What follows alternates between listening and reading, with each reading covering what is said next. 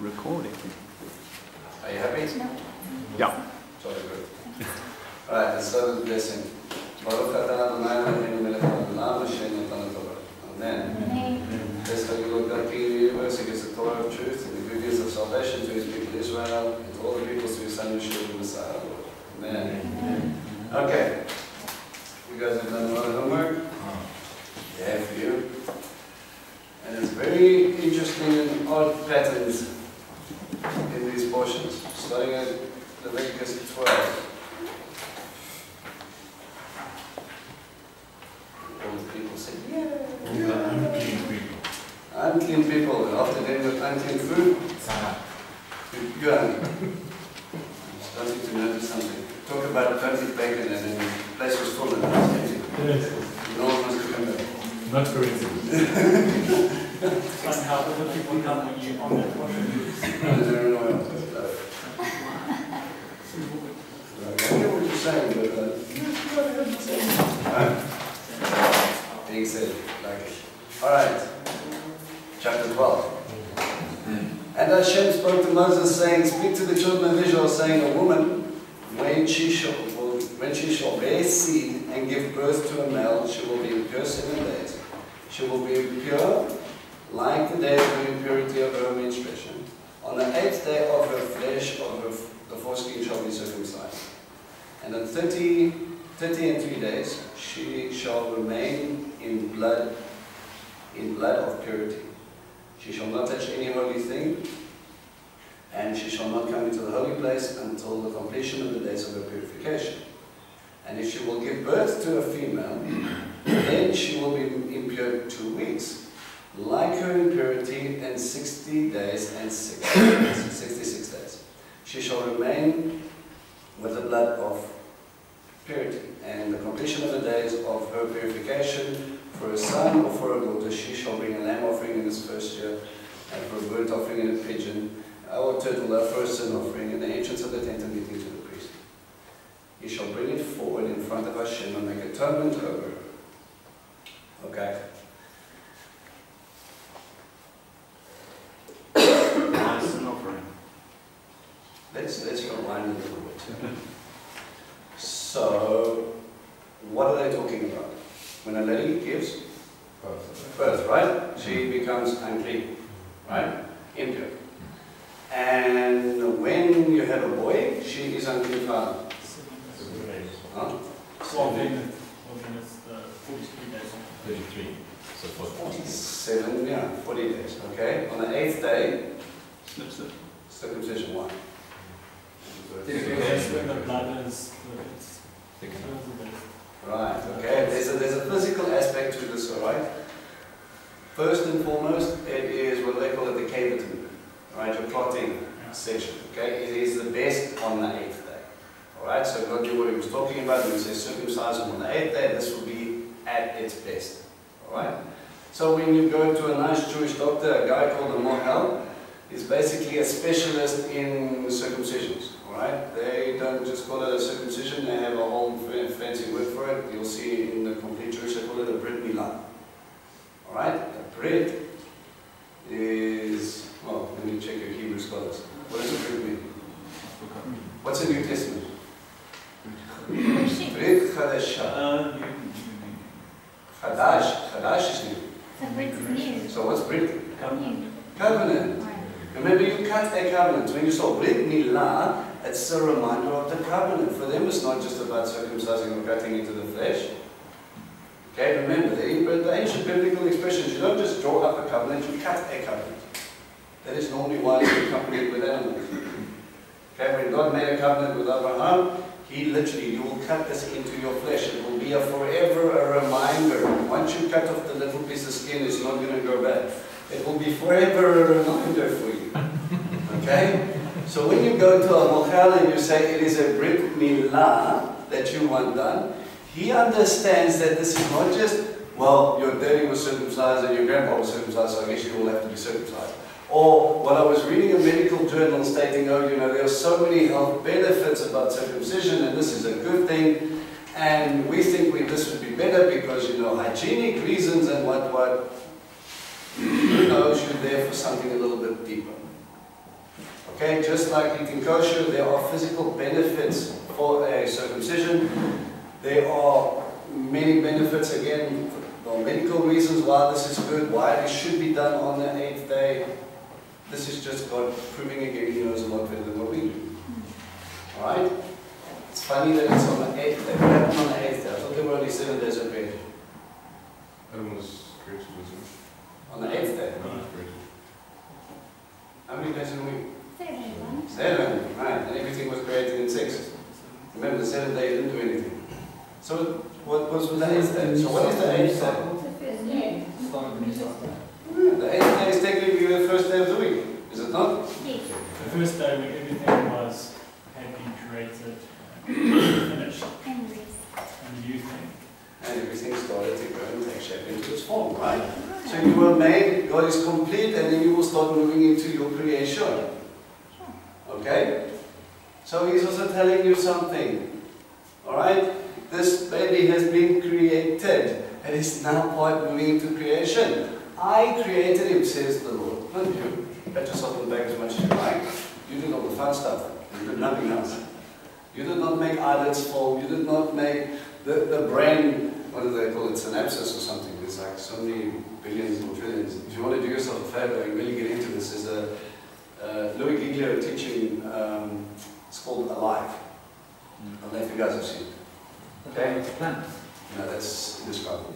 Now he basically does the same thing that he does with the planets, he does with the human body. Okay? And he breaks up how everything is put together and how miraculous this is formed. And then he ties it back to Scripture. You were fearfully and wonderfully made. You were knitted together in your mother's womb.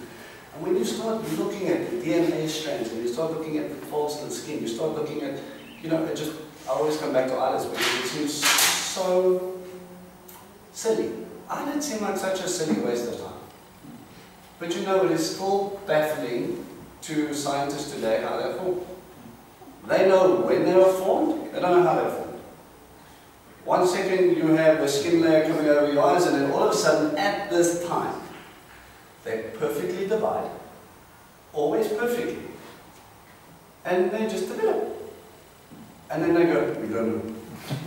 I want to tell you that they can do this and they can do this, and you can use fancy machines to segment the brain and all the rest. They can tell you a whole bunch of stuff that they're only starting to understand. But they can't tell you an eyelid's form. And then, you know, they just kind of go, ooh, God. Okay?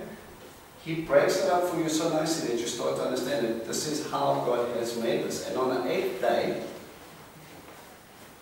remember, there's a funny word here at the beginning. When she will bear seed and give birth to a man. Seed. Remind you of something? The seed. Abraham. Okay? Remember, it's the same thing. I will bless you and your seed. And it was singular. And many of the rabbinic interpretation means that's a messianic prophecy. Isn't also Genesis where with Eve was seed You can make that, if you can make that illusion, yeah, find that verse. Okay? So on the 8th day it will be circumcised, the seed will become thing, and then you will have, she will be impure basically. What we don't know is whether the first 7 days is included in the 33 days, or if it is 33 days in total. For argument's sake, let's say 40. 40 is a natural number, that means what? Trials and testing. Okay? Now all of a sudden, for a boy, it's 40 days of impurity. Okay? And then you will go make an offering. And for ladies, little girls, double of everything. I'll be that much more trouble. Okay, you have a problem, eh? Now, I'm going to terrorize you and say, because woman be the devil, you guys are impure for longer. Is that what he means? No. No, well, how do you know? We're more physical, that's why we needed more sacrifices. Your sacrifices are the same, you're just unclean. You're not allowed to go to the tabernacle for 80 days. And now all of a sudden you're going, God's kind of sexist, don't you think?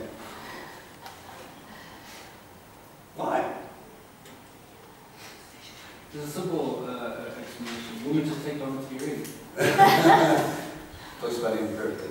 Sorry, just to go back, it's Yeah. 3 verse 15. Read it out. And I'll put enmity between you and the woman, and between your seed and her seed. He shall bruise your head, and you shall bruise his heel. Okay. The seed will be at war with Satan. Is it because the women will carry the seed and they could carry the wrong seed of not God's children? No, that becomes a personal choice. It still starts the same, goes from it's the same baby into the womb. We could say, babies are the devil, so it depends on what baby you had. No. God created life. Was it because of women eating the fruit or being deceived first? I believe it has something to tie back up again here with the fall of Eve. Okay, we're gonna come back to this, but there's a rabbinic interpretation before we get into that, so I'm just gonna do it. Okay? They say that, okay, well, let's do this. Whose job is it to circumcise the baby? Father. Okay, it is the father's job as head of the home. It was through Abraham. Abraham circumcised his entire household. How many servants? But didn't his wife have to first circumcise him? No, that was Yeah, Moses. circumstances as well. I'm thinking about Moses. Moses not I'm thinking about Moses. Yeah. His wife had to circumcise him and his sister. Zipporah had to step in because daddy was slack. He didn't do what he was supposed to do. I'll give you another New Testament example of someone who had to be circumcised a lot later by someone else because the father did not do what he was supposed to do. Give me the man's name. Timothy. Moses. New Testament. Timothy. But Moses was slack. Sorry. Timothy, remember. Timothy was what they call... Moses' kid, isn't it? Moses' kids had to be circumcised, yes. If we take a look at... lost train of thought. Okay, Timothy was what we call, it's a derogatory term, so be careful when you throw this out, a mamzer, half-blood. Okay, he was half Greek, half Jew. Right? His father was Greek. And this is why Timothy was not circumcised. So when Paul found him and they found that he spoke to Mommy Dearest, who was a Jewish woman, and they found their trust and they became believers in Messiah, and they saw Timothy, and he actually took him in as trained him up as a disciple like a rabbi does, and then he had to take him to go get circumcised. To remember the covenant and who you belong to. Remember, this kid was stuck between no man's land. He wasn't Greek and he wasn't Jew. He was Muslim. You get frowned on normally by the, let's say, the Jewish elite, in a sense. Say, well, you're not really part of us. What deal do you have in our covenant? Nothing. And Paul says, no, my boy. They misunderstand what's going on here. And he circumcised Timothy. And this is important because many people say Paul was against anything Torah. He took a kid and he circumcised him to make sure that he knew who he belonged to. Remember, the point of a Brit Milah is to remind yourself the culmination of it all. It's not just a promise about land. I will be your God, you will be my people. This seed that I am engulfing or planting inside of you, remember, it's the same image of partake of the tree of life. I want you to invite relationship with me in the Garden of Eden, in paradise. That's what Gan Eden means. Okay? So it's about us coming back together. Alright? So, it was a man's job. And they say father and son need to spend more time together, so that's more of a bonding experience for this point. For the first 40 days, daddy's responsible for his boy. And it's a beautiful thing when we go to Israel, and men are men. You go see, as soon as you get on that plane, you do not see sitting by the wayside daddies. You do not see a Jew doing that. They are up and down with the babies the entire night. If anything, mommy is sleeping in a chair and daddy's walking up and down with his child.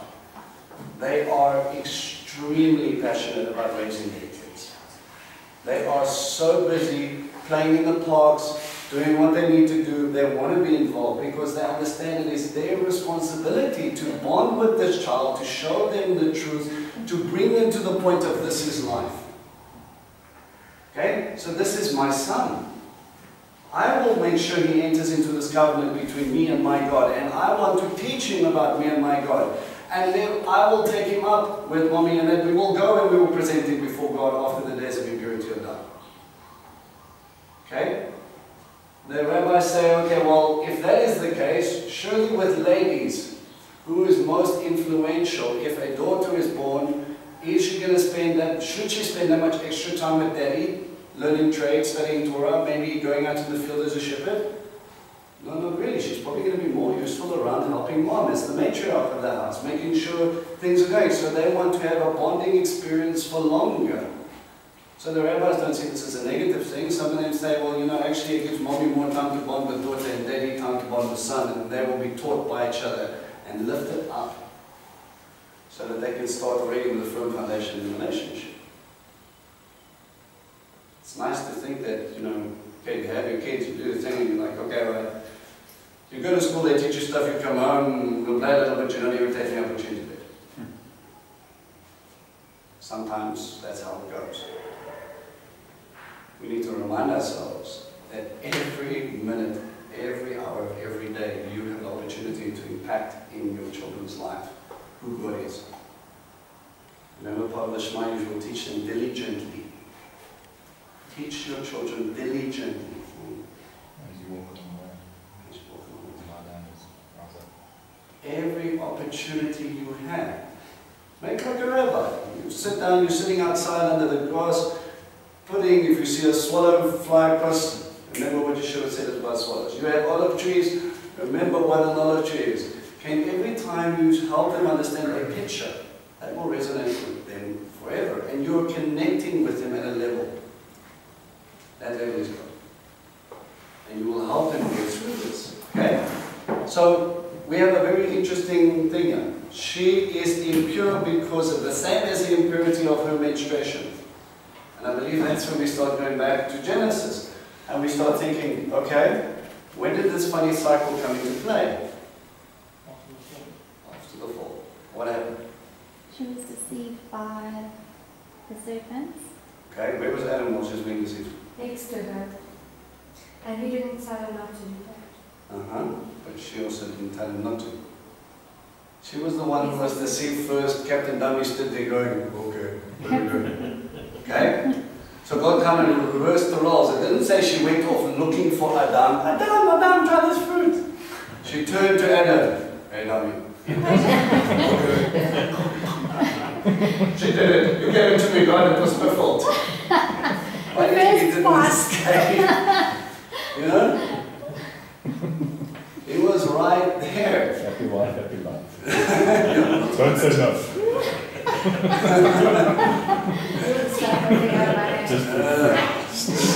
God, this is not what he was supposed to do. So now all of a sudden he has the responsibility.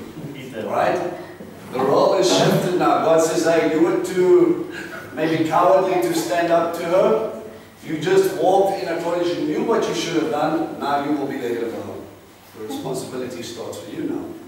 There's something very interesting. Lisa Alvine was talking about in the creation gospel. When man's role in that situation, what he should have done when confronted by God, when God confronted him to say what was going on, he should have actually uplifted his wife and not blamed her.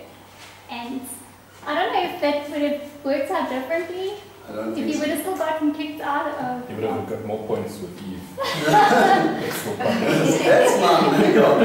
Still not so many brownie points with God. You were like, no, it was actually, you know, what really happened here, God? He was like, I still think that whole portion is ridiculous. Hiding in the garden. Where are you? This is God. He created everything. Extra vision is not difficult for him right now. Okay? We know because of the fall. In Genesis 3 verse, let's go to Genesis 3 verse 16. Because of the fall, he said, to the woman I will greatly increase your pain in childbirth, for you will bring forth children in pain. Your desire will be toward your husband, but he will rule over you. For your child. Huh? I want you to, that's a pretty harsh thing. Remember, because of the fall, what happened? Because Because of the before, Like a king. women had labour pain. Man was cursed, labor pain. What else? Man What happens should right work. after this? A woman got frustrated at Death. Death of an animal. Death Death of of people. everything. Everything. Curse on the thorns cursing. Death of the animal recovering for a time. Something has to die to take a place, right? But death entered the world for the first time and everything that was created got distorted. If you look at the curse of Adam, it says you will now toil for your bread. There will be thorns in the field. You will work for your food. Before it was big. Now all of a sudden you're sitting in a very low place. But listen to this. Now we're sitting here with Eve going to this whole thing. She will bring forth life. Because before she brought death. Listen to what Paul says to Timothy. 1 Timothy 2, verses 13. For Adam was formed first, then Eve. Also, it was not Adam who was deceived. But the woman who, on being deceived, became involved in a transgression. Nevertheless, the woman will be delivered through childbearing, provided that she continues trusting, loving, and living a holy life in honesty. This birth, this pain, this difficulty, Paul's saying, even though you brought the curse, God has already restored you and redeemed you by being able to bring forth life. You will remember your impurity by bringing death and uncleanliness into the world. But that curse will be redeemed through the creation of life. And they say a woman is no more closer to death than when she is bringing life into the world. It is the most risky thing that you'll ever go through as a lady. You are literally putting your life on the line to be able to create life. And the consequence, that consequence is because of the destruction and the death that came into the world before. Okay? So this impurity that comes with is not only an opportunity to spend time with your kiddie winkles and train them in the way that they should go, but it's also a redemptive act. Okay? Do you guys know any of... Give me a New Testament reference. How do I know this was observed by Yeshua or his parents? This whole weird purity thing. They took him to the temple and dedicated. They did. Can you give me a reference? No. It'll be in Matthew somewhere. Luke 2:24. Check. I'm going to read a little bit about this section before we go into that. Okay? I'm going to read from verse 6. In the completion of her days of purification for a son and for a daughter, she shall bring a lamb in its first year for a burnt offering. Dedication, right? A pigeon or a turtle dove for a sin offering or a guilt offering. Sin offering? Why? What has she done? She went before her husband in the garden. Which event are we talking about now? Is this The a sin offering for the kid. No, we're talking about now in Leviticus. Now she's got to give a sin offering. She's got to give a dedication offering. That's nice. You rededicate yourself to God. You dedicate your children to God. Wonderful. And a sin offering at the entrance of the tent of meeting to the priest. Is it not a sort of proactive approach to sin? You only acknowledge you made a boo-boo when you take up. Isn't it the curse thing? Because you're a woman, you automatically have to deal with the sin of Eve. I believe it could be part of the parcel. I think you're right. Okay? It's about being able to draw near to acknowledging the fall of everything that has taken place. Okay? And he shall bring it forward to Hashem and make atonement over her, and she will be purified from the source of her blood. This is the instruction for the one giving birth to a male or female. And if her hand will not find enough for a sheep, then she will take 2 turtle doves or 2 pigeons, one for a burnt offering, one for a sin offering, and the priest shall make atonement over her, and she will be purified. New Testament reference. Give me something. Luke 2, Luke 2 from verse 21, and Yeshua was presented in the temple, and on the 8th day when it was time to circumcise him, He was named Jesus, the name the angel had given him before he had been conceived. When the time of their purification according to the law of Moses has been completed, Joseph and Mary took him to Jerusalem to present him to the Lord. As is written in the law of the Lord, every firstborn male is to be consecrated to the Lord, and to offer a sacrifice in keeping with what is said in the law of the Lord, a pair of doves and 2 young pigeons. So what does that tell you about Joseph and Miriam?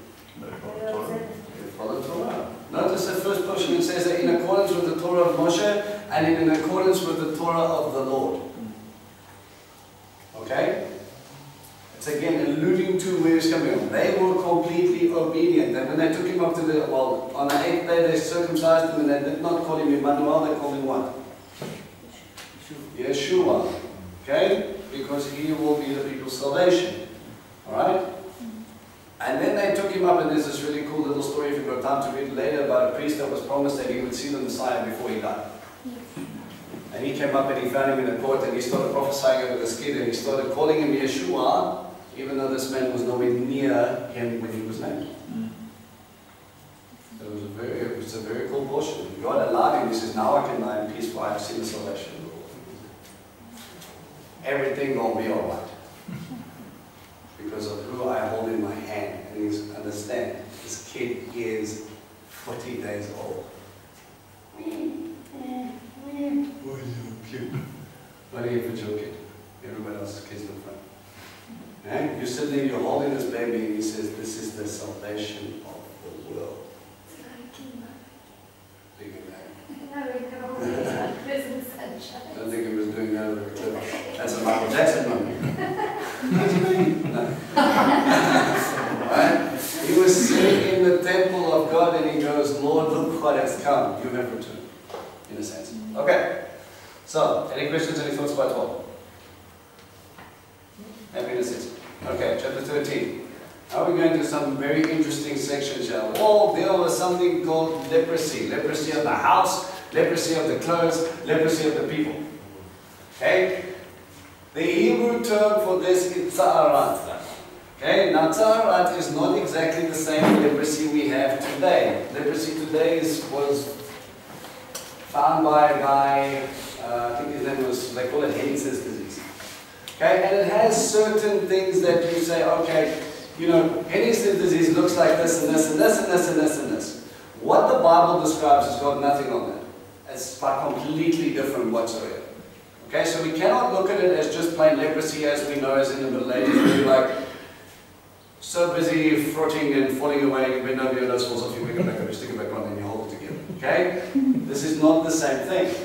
This is some sort of skin disease where the rabbis would say there is a spiritual connotation to this.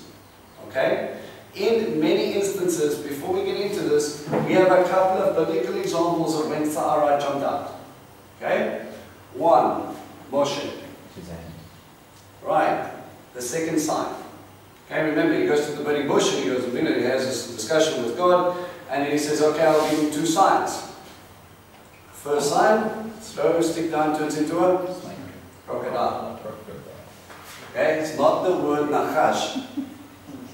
It's not the word nachash, right?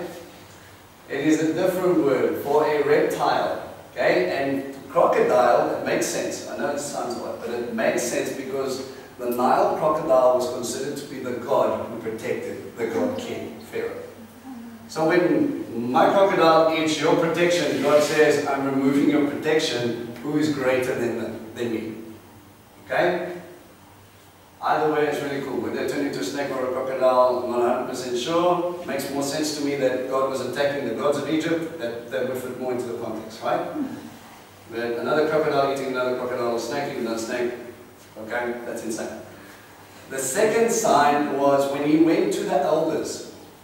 And they said, this is what is the case. This is what God has said. And he said, if they do not believe you, show them the sign. He sticks his hand into a coat and it comes out. Leprous. Okay, as white as snow. And you put it back and you take it out. That's a good sign. That is a very good sign. Especially when you understand when God strikes out against. Remember, he says, if they will not believe you. That means they do not trust you, they do not trust about this God. Okay? When Miriam, Moshe's sister, has a little disagreement, she goes to Aaron and she says, Aaron, we've got to do something about Zipporah, Moses' wife. He's going on about this, and the rabbis have this whole big deal about why they took it upon themselves to go and go attack the prophet of God about something to deal with his wife, and there's different interpretations to that. And they go up to him and they say, you know what, we're also holy, we also need to do this, blah, blah, blah, blah, blah, and they go off back and forth like that, and Moses is standing there going, and God comes down and he hits Miriam with leprosy. Immediately Moshe intercedes. Okay? And she is healed on the spot, but she is still unclean for 7 days. She has to go stand outside the camp. Okay? He healed her immediately she was struck down. And the words that they came into, this is where they get also, the word for leprosy is mesova. Okay? And it comes from if you break it up, it's mosi shemra, as in someone who brings a bad name, a slanderer. So someone who slanders against God, he will never do that. Who is your God? How's he going to do this? Well, let me show you something. Oh, okay, Moshe, put it back. Thanks very much. Puts it back in, says you will not slander the name of God. Blasphemer. Someone who goes up against anything that is holy. Okay? And it's the same with Miriam. She went up against the prophet of God, and then God intervened and said, he's held to a higher standard than what you are. Although he's younger Buti, understand his purpose is a lot higher than where you are right now. He's doing what I tell him to do, not what he thinks he should do. Okay? So slandering against someone's holiness, prophet. Okay? Does that make sense? Right? So this ta'arat that comes in, we've got to learn that this could be a spiritual implication as well as we've got physical implications. Alright? There's ways that Torah goes into that you've got to come in, you see, and a blemish, you go to the priest, and then he inspects you, and there's certain things that he's got to do, what he's not got to do. Okay, we're going to touch on that. Why didn't we go to a doctor? They came from Egypt. They're not doctors. They're not surgeons. It's a spiritual thing. Oh, Because it's a spiritual thing. That's okay. okay. Is it just spiritual? Maybe the doctors didn't want to see them. Who are the doctors? They understand that's Egyptian culture. Okay? But it wasn't a doctor that would declare them as saying, oh, he has medical condition, he has 17 point, yes, we will bleed you, chop off that piece. You know, this is something different. All healing, all of this will you come up to the priest, and the priest will inspect. And what the priest has to do is when you looked at these portions, if you saw a hair pop out and you saw something underneath the beard, remember what you were supposed to do? Under the beard. What happens if the hair turned white? What happens if it wasn't? What happens if it wasn't good? It was nothing that took over 7 days, then come back.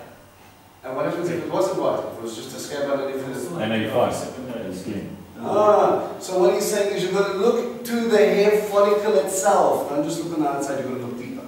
If it's yellow or white. Inspect him and make sure you know what's going on. Okay, let's look at spiritual application. It's very simple. Where is this coming from? You've got to go deeper and look for the root. A little bit of corruption can spread very quickly. All of a sudden it starts in the corner of your face, and the next thing you know you come. So, inspect deeply. Look rather than just on the surface of what you show me once a week. I look in your eyes, and I look and I ask questions and I pay attention, and I want to see where you are.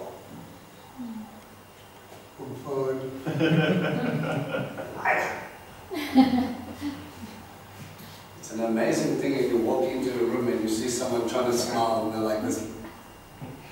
Like, I'm happy. I'm like, I can see in your eyes you're not happy. What's going on? How do you do that? It's very simple. Your eyes are not happy. You look deeper into the person and you start to see there are certain aspects in their lives that maybe are not just adding up. It's our job to help them. Physically, the eyes tell you lots about the rest of your body as well. That too.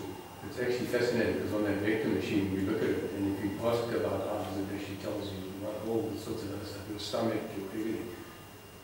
So it is actually the window to to your soul and your body. Very interesting. Okay?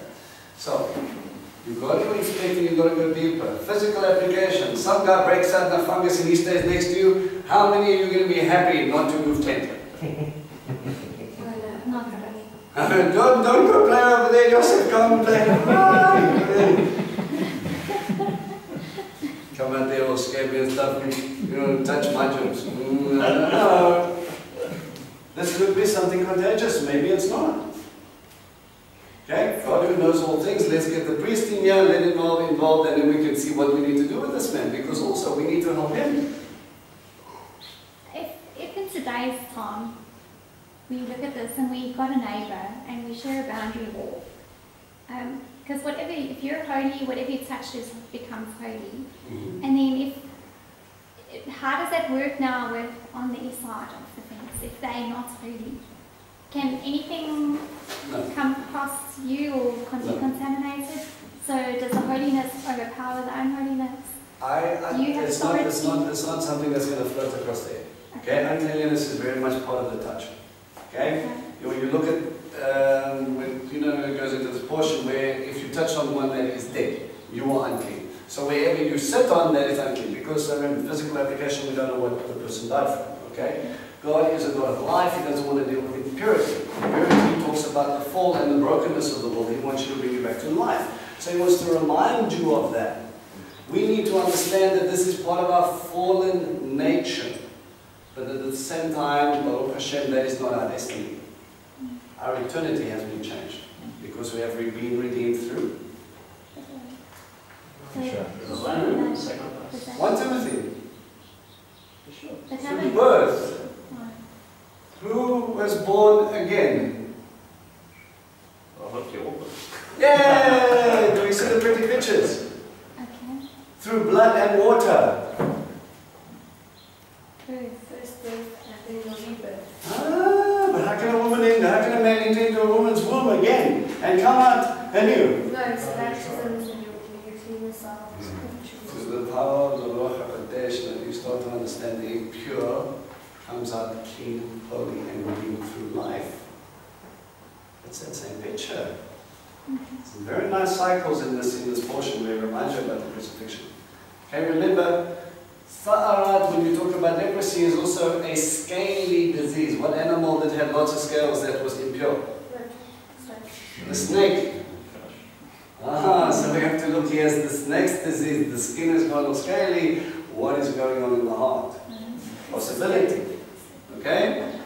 Remember, we've got to apply spiritual and physical applications when we look at both these things. It could just be a fool. Guess what? You're going bald. Oh, you are now therefore unclean because you have lost hairs. No, it's clean. Incorrect. You see, but if we didn't have a priest to examine us, then no one would talk to us. You'll be like sitting outside there by the pool by yourself. Stay outside and they can take you. Stop laughing. Okay?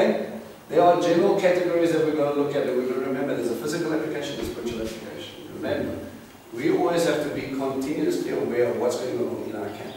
If people come into our house and they are not of God, we need to stop and we need to say, okay, what are you bringing in? What are you not bringing in? Do I really want ungodly people coming into my home all the time? Because, I'm sorry, every now and again you need to anoint your house. Okay? You don't know what fungus people are carrying, normal from a physical standpoint of view, never mind the spiritual categories. Okay? It is not a bad practice to be able to go and anoint your home and be dedicated to God, because let's face it, you flick through the channels of TV today and you come across a horror thing. And then all of a sudden, for the next 30 seconds, you're like, oh, this is interesting, and then all of a sudden there's some really, really, really unkosher things happening on the TV. How many of you struggle to get those images out of the back of your mind? You flip through the channels and all of a sudden, PG-13, poof, naked person. Grace. Every time you close your eyes for the next 30 seconds, I guarantee you, you'll see what you just saw. You need to cleanse yourself of that. You need to think, okay, that little bit of corruption can turn into a thought and it can spread. I want you to look at the practicality of this. Look at the root, ask God to fix the root, examine yourself, and you move forward. Okay, it's about clearing the impurities in your system, right? Because we are like Isaiah. Woe is me, and I'm an unclean man with unclean lips living amongst unclean people. This was a prophet of God. To understand He is holy and He is pure and He is perfect.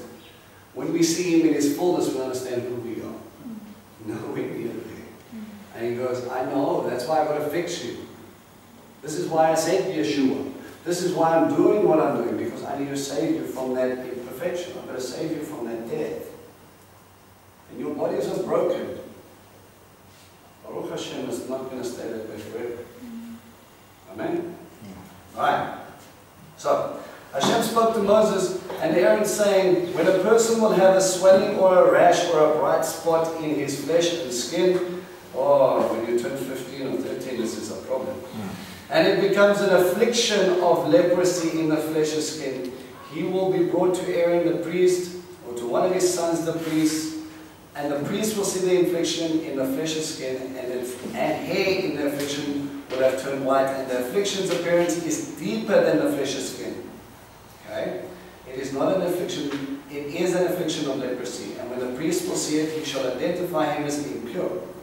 If it is a white, bright spot in the flesh and skin, and the appearance is not deeper than the skin, and its hair is not turned white, then the priest shall shut in the one with the affliction for 7 days. The priest shall see him on the 7th day, and here if in his eyes the affliction will have stayed the same, the affliction has not spread in the skin, the priest shall shut him in 7 days a second time. And the priest shall see him on the 7th day a second time, and here the affliction has become dim, or the affliction has not spread on the skin, then the priest shall identify him as pure. It is a rash, and he shall wash his clothes, and he will be pure. Okay? It's simple. Right? But if the rash has spread in the skin after he is being seen by the priest for pronouncing him pure, he is seen a second time by the priest, and the priest sees, and here the rash has spread in the skin, then the priest shall identify him as impure. It is leprosy. When the affliction of leprosy will be in a human, and he will be brought to the priest, and the priest will see, and here a white swelling will be in the skin. It will have turned hair white, and some vital flesh will be in the swelling. It is chronic leprosy, and in the flesh is skin, and the priest shall identify as impure. He shall not shut him in because he is impure.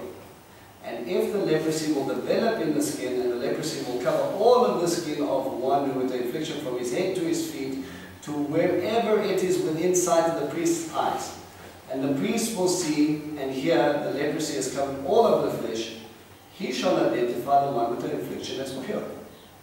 Hang on. Oh, what? You see a fungus, it spreads,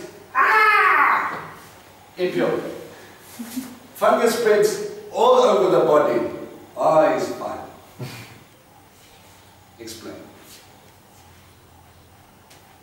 No longer infectious. There's no more fresh skin to contaminate. So it's actually run its course to the point where the body will actually start to heal from the outside in, or from the inside out. Sorry.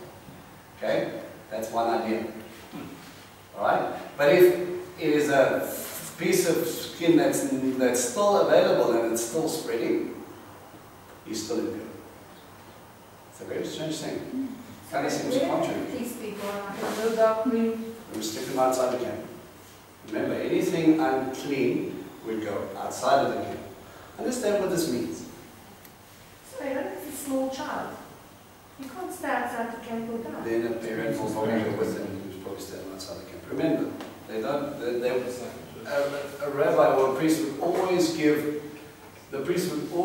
inspect and inspect and inspect and inspect and inspect to make sure that only it has to be able to push them. But I don't see any parent leaving a kid out on the side. These are Jewish people, they love their children. They will go with them. Right? Wasn't it like if a child did something wrong, let's say a 2-year-old, and he doesn't know what he's doing wrong, then he wouldn't be unclean because he doesn't know the consequences of what his actions is going to be. Remember, that's what I said. Sometimes it's just part of the fallen nature. Your body's broken. But it could be a contagious skin disease that you don't want to give the rest of the people. Remember, because of the fall, Because of sin, disease came. It is a consequence of a choice Eve and Adam made. And everything that's broken.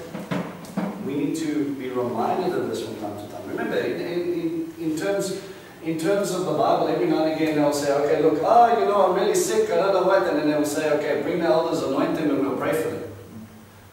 Okay, but first you have to ask him something. What did you do? Is there anything, any sin that you're aware of that is causing this? So in certain instances, God might use a weakness in the body to get you to sit down, shut up, and start to take count of what you're doing. Okay, I had a friend, she went through a very rough time. She ran away from God a little bit, and he gave her lower back problems. And she was literally lying on her back, couldn't do much, couldn't move. And slowly but surely she started to read her Bible again and started focusing again on God, and she realized, hang on a second, I've been so busy doing my own thing, I forgot about God. And he lovingly allowed her to go through this so that she could come back to him. And in other instances, you've got this monster migraine, and now I'm going to pray for you, and you go, what did you do? Nothing that I can think of. Okay, maybe it's just the fact that you're dehydrated. You know? There are too many instances. There's a definite link between sin and disease.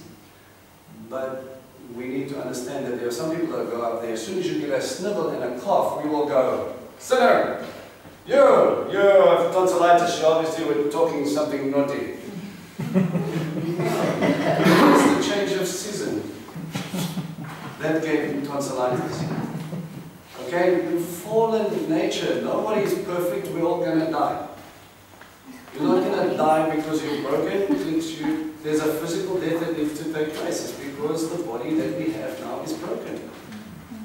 Sin and death have entered. Our bodies are corrupted. Unfortunately. But now we will, Baruch Hashem is going to fix all of that. Make sense? Okay? So again, we've got to look at the physical application as well as the spiritual application. Okay? So, where was it? Verse 14, isn't it? 14, 13, 22. Okay. Right. What do we have? Chapter 13, verse 13. Verse 13. And the priest will see and hear the leprosy has covered all the flesh, he shall identify the affection as pure. All of him has turned white, he is pure. And on that day, that vital flesh will appear in him, he will become impure. Again, now it can heal and it starts to spread again, he is impure. And the priest will see that the vital flesh and shall identify him as impure. The vital flesh, it is impure, it is leprosy. Alright? I'm not going to read all of this, but you guys get the picture.